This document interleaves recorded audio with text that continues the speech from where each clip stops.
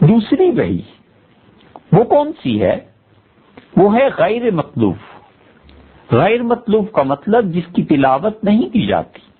حضرت عمر رضی اللہ عنہ کے مناقب آپ کہیں پڑھیں گے تو وہاں پہ آئے گا کہ فلاں فلاں بات میں حضرت عمر رضی اللہ عنہ کی جو رائے تھی اللہ نے وہی بھی اس کے مطابق نازل کر دی۔ یہ کیا چیز ہوئی؟ یہ وہی نازل ہوئی نا۔ وہ کون سی ہے؟ مطلوب۔ اور غیر مطلوب کون سی ہے؟ جس کی تلاوت نہیں کی جاتی، یعنی اگر آپ اسے نماز میں پڑھیں گے تو نماز نہیں ہوگی، آپ اسے پڑھ کر یہ کہیں کہ اس کے ہر حرف پہ 10 نیکیوں کا ثواب ملتا ہے، ایسے نہیں ہے۔ اس کی تلاوت نہیں کی جاتی لیکن ہوتی وہ بھی وہی ہے۔ یاد رکھنا چاہیے ہوتی وہ بھی وہی ہے۔ فرق یہ ہے کہ پہلی قسم کی وحی کی ہم تلاوت کرتے ہیں، دوسری قسم کی تلاوت نہیں کرتے۔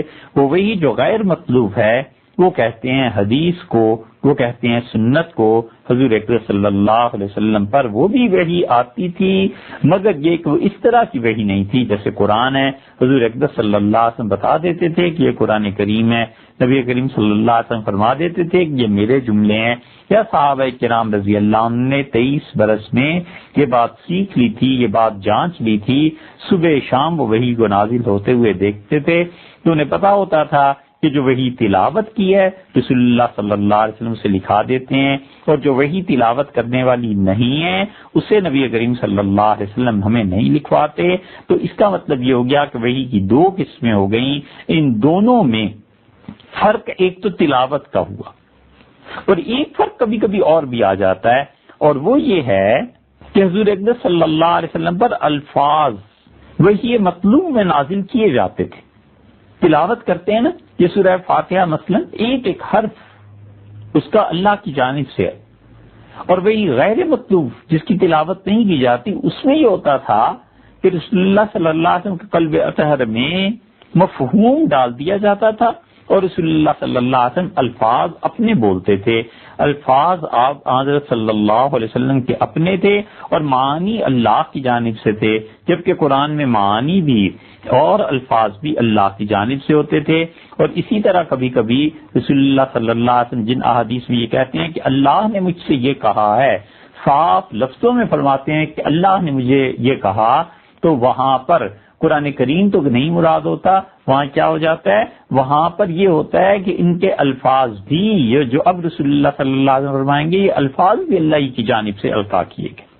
تو چونکہ قرآن کریم کے الفاظ اور متن پوری طرح محفوظ رہے اس لیے کہا جاتا ہے یہ قطعی وحی ہے، یعنی شک و شبہ ہے ہی نہیں۔ حدیث میں کیا ہوتا ہے؟ حدیث میں رسول اللہ صلی اللہ علیہ وسلم جو کچھ فرمایا، صحابہ رضی اللہ عنہ کبھی کبھی وہی الفاظ نقل کرتے ہیں، کبھی کبھی انہوں نے جو بات سنی رسول اللہ صلی اللہ علیہ وسلم سے اس کا مفہوم اچھی طرح سمجھ کے اپنے الفاظ میں وہ ادائیگی کر دیتے ہیں۔ قرآن میں یہ ہرگز نہیں ہے، اس لیے قرآن کریم وہ ایک الگ قسم کی وحی ہو گئی، اسی لیے اس کی تلاوت کی جاتی، اور وہی ایسی چیز ہو گئی جہاں ایک تو رسول اللہ صلی اللہ علیہ وسلم کبھی جب کہتے ہیں کہ مجھ سے اللہ نے یوں کہا اور الفاظ آپ اللہ تعالیٰ کے نقل فرماتے ہیں، تو اس کا مطلب یہ ہے کہ وہ الفاظ جو آپ کہہ رہے ہیں وہ حقیقت میں اللہ نے آپ کو بتا بھی دیے ہیں۔ کبھی کبھی رسول اللہ صلی اللہ علیہ وسلم جب خود کوئی بات ارشاد فرما دیتے ہیں تو اس کا مطلب ہے کہ مفہوم اللہ کی جانب سے دے دیا گیا، اور الفاظ رسول اللہ صلی اللہ علیہ وسلم نے خود اپنی طرف سے ادا فرما دیے۔ تو حدیث اور سنت وحی کے نازل ہونے کے طریقوں میں جو اختلاف تھا، اس لیے وحی کی اقسام بنائی گئیں، اور اقسام اس لیے بنا دی گئیں تاکہ قرآن اور حدیث اور سنت میں فرق ہو جائے کہ قرآن وحی مطلوب ہے جس کی تلاوت ہے، اور قرآن کے علاوہ جو دوسری وحی ہے غیر مطلوب یعنی جس کی تلاوت نہیں کی جائے گی اسے ہم حدیث کہیں گے، سنت کہیں گے، لیکن یاد رکھنا چاہیے کہ ہے وہ بھی وحی۔ وحی کہتے کس کو ہے؟ وحی کہتے ہیں خفیہ طریقے سے باخبر کر دینا۔ بنیادی طور پر تو بات یہی ہے، اللہ تعالیٰ خفیہ طریقے پر، یعنی جو عام لوگوں کو نظر نہیں آتا، عام انسانوں کو نظر نہیں آتا، حتیٰ کہ خاص لوگوں کو بھی نظر نہیں آتا، انبیاء علیہ الصلوۃ والسلام کو نظر آتا ہے، یا جس پر اللہ نے وحی کرنی ہو اسے پتہ چل جاتا ہے۔ تو خفیہ طریقے پہ جو عام لوگوں کو اندازہ نہیں ہو پاتا، اس طریقے سے باخبر کر دیتے ہیں، اللہ آگاہ کر دیتے ہیں۔ پھر اس وحی کے لفظ کو جب ہم وسعت سے لیتے ہیں تو حافظ ابن حجر رحمۃ اللہ علیہ نے فتح الباری میں اس وحی پر بحث کی ہے، لغت کی کتابوں میں بھی بحث ہے، تاج العروس وغیرہ میں، اور مختلف کتابوں کو دیکھیے تو وہی کبھی کبھی کتابت کے معنی میں بھی استعمال ہوتا ہے، وہی اشارے کے معنی میں بھی استعمال ہوتا ہے۔ حضرت زکریا علیہ الصلوۃ والسلام آئے، انہوں نے اللہ تعالیٰ سے دعا مانگی تھی کہ خدا ان کو بیٹا عنایت فرمائے۔ اللہ تعالیٰ نے بتایا کہ تمہارے یہاں بیٹا یحییٰ ہوں گے علیہ الصلوۃ والسلام، اور وہ لیکن 3 دن آپ بات نہیں کریں گے۔ تو اللہ تعالیٰ نے فرمایا کہ وہ اپنی قوم کے پاس آئے، لوگوں کے پاس، فَأَوْحَىٰ إِلَيْهِمْ، اور انہوں نے لوگوں کو سمجھایا کہ انسبحوا، تسبیح کرو، اللہ تعالیٰ کی پاکی بیان کرو صبح شام۔ اب انہوں نے اشارے سے سمجھایا، ایک جگہ آیا ہے کہ لکھ کے سمجھایا، تو اوحا کا لفظ جو ہے نا کہ وحی کی انہوں نے، اس کا مطلب ہے کہ وحی کتابت کے معنی میں بھی استعمال ہوتا ہے۔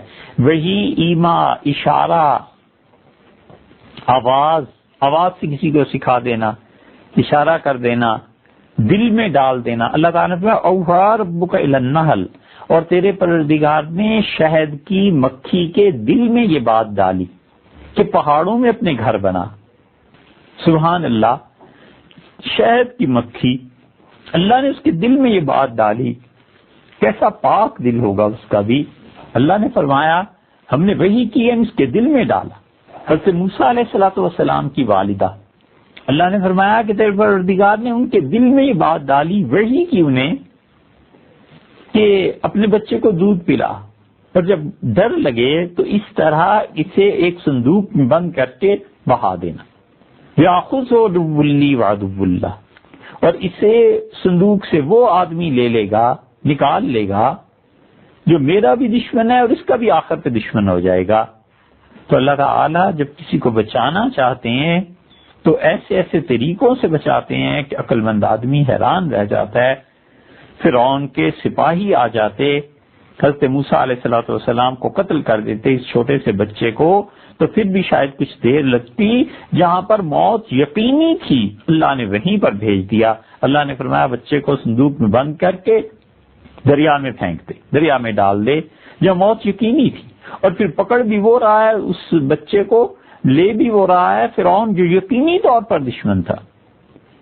خدا نے بتا دیا کہ یہ اللہ ہی ہے جو دشمنوں کے نرغے سے بھی بچا لیتا ہے، اور یہ اللہ ہی ہے جو یقینی طور پر عقل جب سمجھتی ہے کہ یوں ہو جائے گا، خدا یوں نہیں ہونے دیتا۔ اللہ کی تدبیر اور اللہ کی تقدیر انسانی تخیلات، توہمات، عقل، اس کے بتائے ہوئے طریقے اور سکین سب پر غالب آ جاتی ہے۔ تو اللہ تعالیٰ نے ان کے دل میں یہ بات ڈالا۔ اس سے معلوم ہوتا ہے کہ وہی، اس کا مطلب دل میں بات ڈال دینا، خفیہ طریقے سے باخبر کر دینا، کتابت، سمجھا دینا، اشارہ کر دینا، ان سب معنی میں استعمال ہو جاتا ہے۔ اور شرعی اعتبار سے وہی کہتے ہیں اللہ کو وہ کلام جو نبی علیہ الصلوۃ والسلام پر نازل کیا جاتا ہے۔ نبی پھر کوئی بھی ہو سکتا ہے، حضور اقدس صلی اللہ علیہ وسلم سے پہلے بہت سے انبیاء علیہ الصلوۃ والسلام تھے، حضور اقدس صلی اللہ علیہ وسلم آخری نبی، ان کے بعد تو کوئی نہیں پھر۔ تو وہی ایسے ہوا کرتا ہے، اور اصطلاح میں یہ اس پیغام کا نام ہے جو اللہ تعالیٰ کی طرف سے انبیاء علیہ الصلوۃ والسلام پر نازل ہوتا ہے۔ تو قرآن شریف دیکھ ہے، احادیث قدسیاں ہیں جہاں رسول اللہ صلی اللہ علیہ وسلم نے خود اقرار فرمایا، ارشاد فرمایا کہ اللہ تعالیٰ نے یوں کہا ہے۔ تو حتیٰ کہ یہ وحی تو ہوتی ہے، اس کے علاوہ پھر کیا ہوتا ہے، وحی کی دوسری قسم وہ یہ کہ رسول اللہ صلی اللہ علیہ وسلم کے دل میں کوئی بات ڈال دی ہے، وہ بھی وحی میں، کوئی کتابت ہو گئی، اس پر بھی وحی کا اطلاق ہوتا ہے، القاء ہو گیا، الہام ہو گیا، حتیٰ کہ رسول اللہ صلی اللہ علیہ وسلم اور انبیاء علیہ السلام کا خواب، یہ بھی وحی۔ 2 قسمیں ہو گئیں وحی کی، مطلوب اور غیر مطلوب۔